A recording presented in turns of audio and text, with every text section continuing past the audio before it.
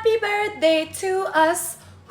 Aujourd'hui, c'est la fête de mon compte Annie Pierre Coaching. Je l'ai lancé il y a un an, jour pour jour. En un an à peine, on a dépassé les 82 000 abonnés. Merci tellement à chacune des personnes qui fait partie de notre belle communauté. J'ai énormément de gratitude pour tout le monde. Et pour célébrer notre première année ensemble, j'avais envie de faire un petit recap des 10 plus grosses leçons que j'ai apprises dans la dernière année. Donc, prends-toi un café avec moi si tu veux prendre le temps d'écouter ça, ou ajoute à tes favoris pour y revenir plus tard. J'ai pris des notes.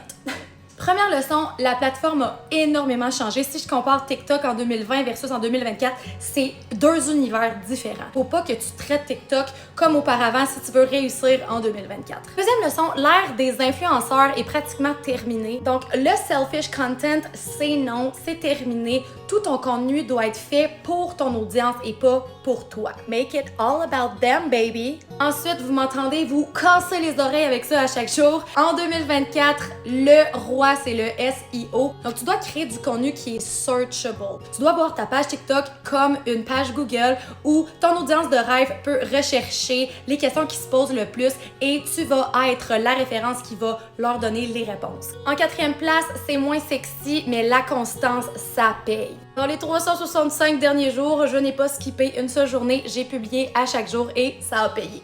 En cinquième place, adapte-toi rapidement. L'algorithme change rapidement, l'attention des gens diminue de plus en plus, donc tu dois être rapide à t'adapter aux nouvelles tendances, aux nouvelles fonctionnalités. Tu dois être un early adapter. En sixième place, tellement important, puis ça je le faisais pas avant, utilise tes données analytiques, reproduis tes vidéos les plus performantes, regarde qu'est-ce qui fonctionne, qu'est-ce qui fonctionne pas. Sois un petit Sherlock Holmes de ton propre contenu pour toujours t'améliorer.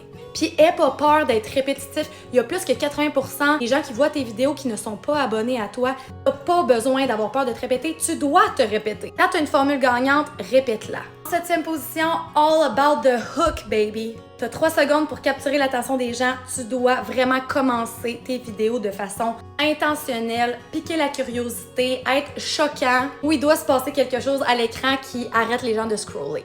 Ensuite, ton contenu doit être engageant. Tu dois forcer les gens à interagir, donc à liker, à commenter, à partager, à sauvegarder tes vidéos. Le plus tu as d'engagement, puis le plus TikTok va continuer de propulser ta vidéo. Mais la métrique la plus importante pour TikTok en ce moment, selon l'algorithme de 2024, c'est le watch time. Ta capacité à non seulement arrêter les gens de scroller, mais écouter tes vidéos en entier. Et la 10e leçon, mais non la moindre. Puis si t'es encore là, bravo d'être resté jusqu'à la fin. Oublie pas de laisser un petit like si ça t'est utile. Patience. Compare pas ta croissance à la croissance des autres. Arrête de te sentir en retard. Ne te plains surtout pas que t'as pas assez de vues, que t'as pas assez d'abonnés, etc. La plateforme, elle a pris de la maturité, puis c'est plus tout le monde qui est viral automatiquement aussi facilement qu'en 2020. Il y a plus de compétition, il y a plus de créateurs, donc tu dois level up ta game si tu veux réussir. Est-ce qu'il est trop tard? Non. Mais est-ce que tu vas devoir travailler fort? Oui. Mais est-ce que ça va valoir la peine? 1000%. Je pense que je pourrais te donner 10 leçons de plus. Donc, si tu veux une partie 2, abonne-toi et commente Part 2.